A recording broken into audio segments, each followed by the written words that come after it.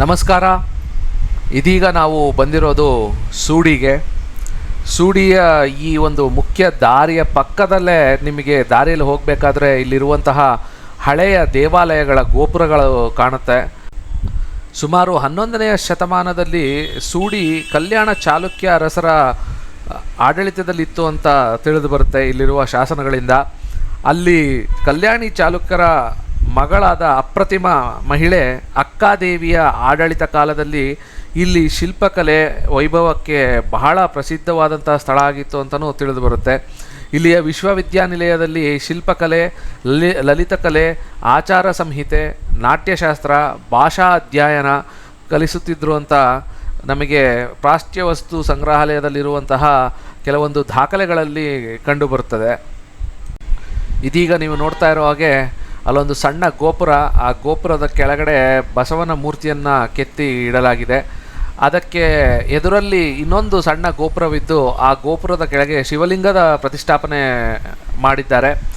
ಇದರ ಕಾಲಘಟ್ಟ ಬಂದು ಸುಮಾರು 10-11ನೇ ಶತಮಾನವಾಗಿದೆ. ಹಾಗೂ ಇಲ್ಲಿರುವ ಎಲ್ಲ ಒಂದು ಅಳಿದು ಉಳಿದಂತಹ ಶಿಲ್ಪಗಳನ್ನು ಕರ್ನಾಟಕದ ಒಂದು ಪ್ರಾಚ್ಯ ವಸ್ತು ಸಂಗ್ರಹಾಲಯ ಮತ್ತು ಆರ್ಕಿಯಾಲಜಿ ಅವರು ಸಂಸ್ಕರಣೆ ಮಾಡಿ ಇಲ್ಲಿ ನಮಗೆ ನೋಡೋದಕ್ಕೆ ಇಟ್ಟಿದ್ದಾರೆ ಅಂತಲೇ ಹೇಳ್ಬೋದು.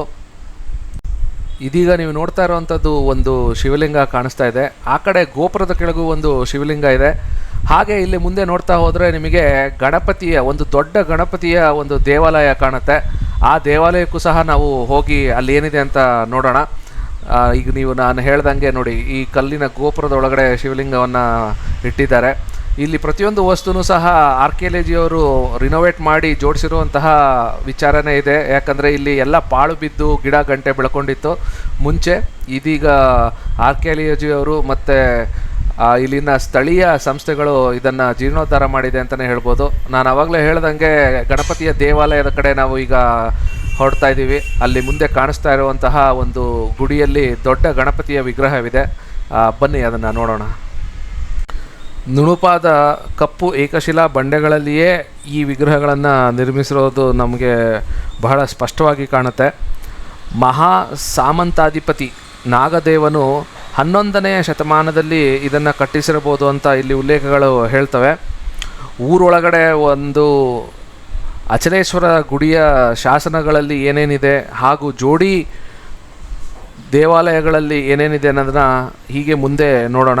ಇದೀಗ ನಾವು ಆ ದೊಡ್ಡ ಗಣಪತಿಯ ದೇವಾಲಯದ ಎದುರಿಗೆ ಬಂದಿದ್ದೀವಿ. ನೀವಿಲ್ಲಿ ನೋಡ್ತಾ ಇದ್ದೀರಾ ಪಾಳು ಬಿದ್ದಂತಹ ವಿಗ್ರಹಗಳು, ದ್ವಾರಪಾಲಕರ ಪಾಳು ಬಿದ್ದಂತಹ ವಿಗ್ರಹಗಳನ್ನು ಅಲ್ಲೇ ಮುಂಬಾಗಿಲ ಪಕ್ಕದಲ್ಲಿ ಇಟ್ಟು ಸಂರಕ್ಷಿಸಲಾಗಿದೆ ಅಂತ ಹೇಳ್ಬೋದು. ಇದೀಗ ನೀವು ಆ ಗಣಪತಿಯ ದೇವಾಲಯದ ಹೊರಗಿನ ಒಂದು ದೃಶ್ಯವನ್ನು ನೋಡ್ತಾ ಇದ್ದೀರಾ. ಎರಡೂ ಕಡೆ ದ್ವಾರಪಾಲಕರ ಮೂರ್ತಿಗಳನ್ನು ಇಟ್ಟಿದ್ದಾರೆ. ಹಾಗೆ ನಾವು ಒಳಗಡೆ ಹೋದರೆ ನಮಗೆ ಅಲ್ಲಿ ಕಾಣ್ತಾ ಇರ್ಬೋದು ದೊಡ್ಡ ಗಣಪತಿಯ ಒಂದು ಮೂರ್ತಿ ಈ ಗುಡಿಯೊಳಗಡೆ ಇದೆ. ಅದರ ಪಕ್ಕದಲ್ಲೇ ಒಂದು ಶಾಸನವನ್ನು ನಾವು ಕಾಣ್ಬೋದು. ಆ ಶಾಸನದ ವಿವರಗಳನ್ನು ನಾನು ಮುಂದೆ ಕೊಡ್ತೀನಿ. ಇಲ್ಲಿ ನೋಡಿ, ನೀವು ಶಾಸನವನ್ನು ಕೆತ್ತಿಸಿ ಇಟ್ಟಿದ್ದಾರೆ. ಅದರ ಮೇಲಿರುವಂತಹ ವಿಚಾರಗಳನ್ನು ನಾವು ಮುಂದೆ ತಿಳ್ಕೊತಾ ಹೋಗೋಣ. ಹೀಗೆ ಈ ಗಣಪತಿಯ ಗುಡಿಯ ಪಕ್ಕದಲ್ಲಿ ನಾವು ನಡೆದುಕೊಂಡು ಹೋದರೆ ಬಹಳಷ್ಟು ಪಾಳು ಬಿದ್ದಂತಹ ಕಂಬಗಳು ಹಾಗೂ ವಿಗ್ರಹಗಳನ್ನು ಜೋಡಿಸಿ ಇಟ್ಟಿದ್ದಾರೆ. ಏನು ಇದನ್ನು ಮತ್ತೆ ಪುನರ್ನಿರ್ಮಾಣ ಮಾಡಬೇಕಾದ್ರೆ ನಮಗೆ ಸುತ್ತಮುತ್ತಲ ಸಿಕ್ಕಿರುವಂತಹ ವಿಗ್ರಹಗಳು ಅಂತಲೇ ಹೇಳ್ಬೋದು. ಪಕ್ಕದಲ್ಲೇ ಹೋದರೆ ನಮಗೆ ಕಲ್ಯಾಣಿ ರೂಪದಲ್ಲಿ ಅಥವಾ ಬಾವಿಯ ರೂಪದಲ್ಲಿ ಇರುವಂತಹ ನಾಗಕುಂಡ ಬಾವಿ. ಈ ದೇವಾಲಯನ ನಾವು ತಿರುಗಿಸಿ ಇಟ್ಟರೆ ಆ ದೇವಾಲಯದ ಗೋಪುರದಿಂದ ಹಿಡಿದು ಬುಡದವರೆಗೆ ಯಾವ ಒಂದು ಆಕಾರ ಸಿಗುತ್ತದೋ ಅದೇ ಆಕಾರದಲ್ಲಿ ಈ ಒಂದು ಬಾವಿಯನ್ನು ಕಟ್ಟಿದ್ದಾರೆ ಅಂತ ಜನರ ಬಾಯಲ್ಲಿ ಕೇಳಿಬರ್ತದೆ. ಅದರ ಎಷ್ಟು ಮಟ್ಟಿಗೆ ನಿಜ ಅಂತ ನಮಗೆ ಯಾವುದೇ ಮಾಹಿತಿ ಇಲ್ಲ. ಇದೀಗ ನಾವು ನಾಗಕುಂಡ ಬಾವಿಯ ಒಳಗಡೆ ಇಳಿತಾ ಇದ್ದೀವಿ. ಹಾಗೆ ಊರ ಮಧ್ಯದಲ್ಲಿ ದೀರ್ಘ ವ್ಯಾಸವುಳ್ಳ ವೃತ್ತಾಕಾರದ ಅತಿ ಎತ್ತರವಾದ ಒಂದು ಹುಡೆ ಇದೆ. ಅದರ ಒಂದು ಛಾಯಾಚಿತ್ರವನ್ನು ಈಗ ನೀವು ನೋಡ್ತಾ ಇದ್ದೀರಾ. ಈ ಹುಡೆ ಜೀರ್ಣೋದ್ಧಾರ ಆಗದೆ ಹಾಗೆ ಪಾಳು ಬಿದ್ದಿದೆ ಅನ್ನೋದು ಬಹಳ ಒಂದು ದುಃಖಕರವಾದ ವಿಚಾರ. ಈ ಹುಡೆಯ ಅತಿ ಎತ್ತರದಲ್ಲಿರುವ ಬಾಗಿಲಿಗೆ ಹೋಗಲು ಪಾವಟಿಗೆಗಳನ್ನು ಕಟ್ಟಿಸಿ ಮೇಲೆ ಹೋದರೆ ಸುತ್ತಲಿನ 10-20 ಮೈಲು ದೂರದವರೆಗೆ ನೋಡ್ಬೋದು. 1069ನೇ ಇಸವಿ ಅಲ್ಲಿರುವಂತಹ ಒಂದು ಶಾಸನದಲ್ಲಿ ಉಲ್ಲೇಖ ಏನಪ್ಪ ಇದೆ ಅಂತಂದರೆ, ಸೂಡಿ ಬಂದ್ಬಿಟ್ಟು ಕಿಸುಕಾಡು 70ರ ಪ್ರದೇಶದ ರಾಜಧಾನಿಯಾಗಿತ್ತು ಅಂತ ತಿಳಿದು ಬರ್ತದೆ.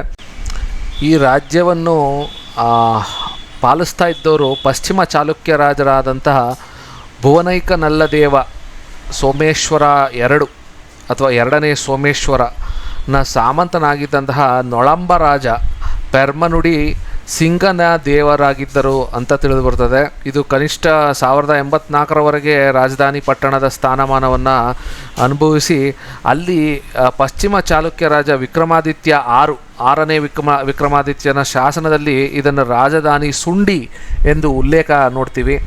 ಇದೀಗ ನಾವು ಬಾವಿಯ ಒಳಗಡೆ ಇಳಿದಿದ್ದೀವಿ. ಕಲ್ಯಾಣಿ ರೂಪದಲ್ಲಿ ಕಾಣ್ತದೆ ಕೆಳಗಡೆ ನೋಡಿದಾಗ. ಹಾಗೆ ಮೇಲ್ಗಡೆ ಗೋಡೆಯ ಕೆತ್ತನೆಗಳನ್ನು ನೀವು ನೋಡ್ತಾ ಇದ್ದರೆ ಏನಪ್ಪ, ಇದು ಒಂದು ದೇವಾಲಯದ ಹೊರಗಡೆಯ ದೃಶ್ಯ ಅಥವಾ ಹೊರಗಡೆಯ ಗೋಡೆಗಳಲ್ಲಿ ಕೆತ್ತನೆ ಇರುವಂತಹ ಈ ಕೆತ್ತನೆಗಳನ್ನು ಮಾಡಲಾಗಿದೆ. ಹಾಗೂ ಆ ಕೆತ್ತನೆಗಳು ಬಹಳ ಕಲಾತ್ಮಕವಾಗಿ ಮೂಡಿಬಂದಿರೋದ್ರಿಂದ ನಾವು ಯಾವುದೋ ದೇವಾಲಯದ ಹೊರಾಂಗಣದ ಜಾಗದಲ್ಲಿ ನಿಂತಿದ್ದೀವಿ ಅನ್ನೋ ಒಂದು ಭಾವನೆ ಬರದೇ ಇರಲಾರದು. ಆದರೆ ಇದು ನಾವು ನಾಗಕುಂಡ ಬಾವಿಯ ಒಳಗಡೆ ನಿಂತು ನೋಡುತ್ತಿರುವಂತಹ ದೃಶ್ಯ ಅನ್ನೋದನ್ನು ನಾವು ಮರೆಯೋದಕ್ಕಾಗಲ್ಲ. ನೋಡ್ತಾ ಇದ್ದೀರಾ ಎಂತಹ ಅದ್ಭುತವಾದ ಶಿಲ್ಪಕಲೆಗಳನ್ನು ಈ ಗೋಡೆ ಮೇಲೆ ಕೆತ್ತಿದ್ದಾರೆ ಅನ್ನೋದನ್ನು. ಆಗಲೇ ನಾನು ಹೇಳಿದ ಹಾಗೆ ಈ ಸುಂಡಿ ಜಾಗ ಬಂದ್ಬಿಟ್ಟು ಕುಸುಡಿ 70ರ ಒಂದು ರಾಜಧಾನಿಯಾಗಿತ್ತು. ಅದು ಪಶ್ಚಿಮ ಚಾಲುಕ್ಯರ ಶಾಸನದಲ್ಲಿ ಕಂಡುಬರ್ತದೆ. ಪಶ್ಚಿಮ ಚಾಲುಕ್ಯರ ರಾಜನಾಗಿದ್ದಂತಹ 6ನೇ ವಿಕ್ರಮಾದಿತ್ಯನ ಸಹೋದರಿ ಅಕ್ಕಾದೇವಿಯಿಂದ ಇದನ್ನು ಆಳಲ್ಪಟ್ಟಿತ್ತು ಅಂತ ಆಗಲೇ ನಾನು ನಿಮಗೆ ತಿಳಿಸಿದ್ದೀನಿ. ಈ ಒಂದು ಪ್ರದೇಶದಲ್ಲಿ ಮುಖ್ಯವಾದ ಊರುಗಳ ಹೆಸರುಗಳನ್ನು ಇಲ್ಲಿ ಉಲ್ಲೇಖಿಸಬೇಕಾಗ್ತದೆ. ಕುಸುಡಿ 70, ತೋರ್ಗೆರೆ 60 ಮತ್ತು ಮಸವಾಡಿ 140 ಇಲ್ಲಿರುವಂತಹ ಪ್ರಮುಖ ಸ್ಥಳಗಳ ಹೆಸರಾಗಿತ್ತು ಆಗಿನ ಕಾಲದಲ್ಲಿ. ಸೂಡಿಯ ಸಮೀಪದಲ್ಲಿ ಎಲ್ಲಿಯೂ ದೊರೆಯಲಾರದ ದೊಡ್ಡ ದೊಡ್ಡ ನುಣುಪಾದ ಕಪ್ಪು ಮತ್ತು ಬಿಳಿಯ ಕಲ್ಲುಗಳಿಂದ ಎಲ್ಲ ಸ್ಮಾರಕಗಳನ್ನು ನಿರ್ಮಿಸಿದ್ದು ಎಲ್ಲಿಂದ ಹೇಗೆ ತಂದರು ಎನ್ನುವುದರ ಬಗ್ಗೆ ಯಾವುದೇ ಮಾಹಿತಿ ಇಲ್ಲ. ಅದು ಅಚ್ಚರಿಯ ಸಂಗತಿಯಾಗಿಯೇ ಉಳಿದಿದೆ.